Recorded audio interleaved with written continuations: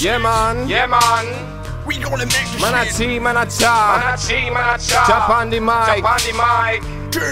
Yatfu International, next level join. Enjoy it right now. Yatfu Paaka si Puut la, ñambi si taat la, Mato xaju bul bit la, lii mooy rap. Voici la troisième tuerie dans les bacs. Pas d'MC, un seul et massif, ce reading guess who's back. Les chants comme back, violent soundtrack. C'est sûr que ça prend effet comme une bombe.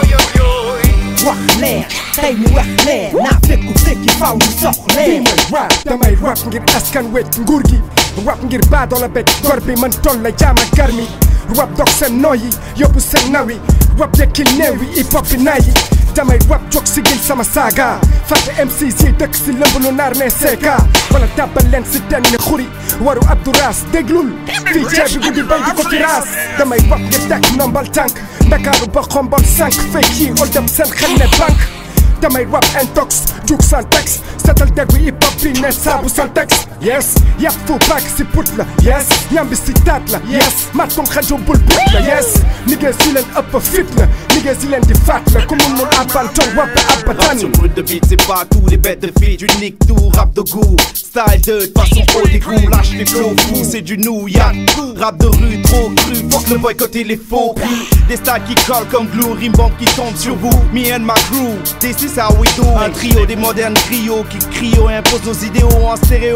Sur Zik et vidéo, rap comeback. La troisième tuerie dans les bagues, vu l'impact. Dis-moi qui peut nous stop. Technique au rendez-vous, lexique de Zulu qui choque comme un flic-lock derrière les barres de zoo.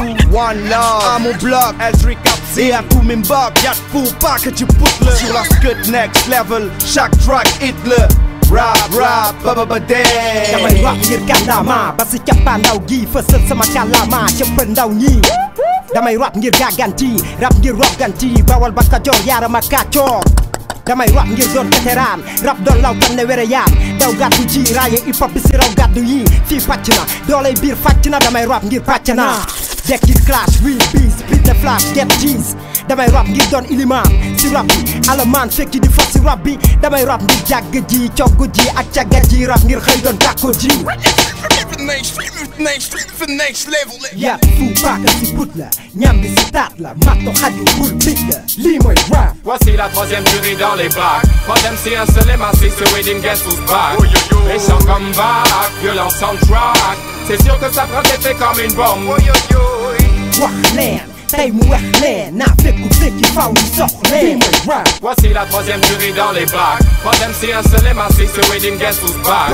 Les chants comme back, violent soundtrack. C'est sûr que ça prend effet comme une bombe. Voici la troisième tuerie dans les bacs. Pas d'MC, un seul et massif, ce reading guess who's back. Les chants comme back, violent soundtrack. C'est sûr que ça prend effet comme une bombe.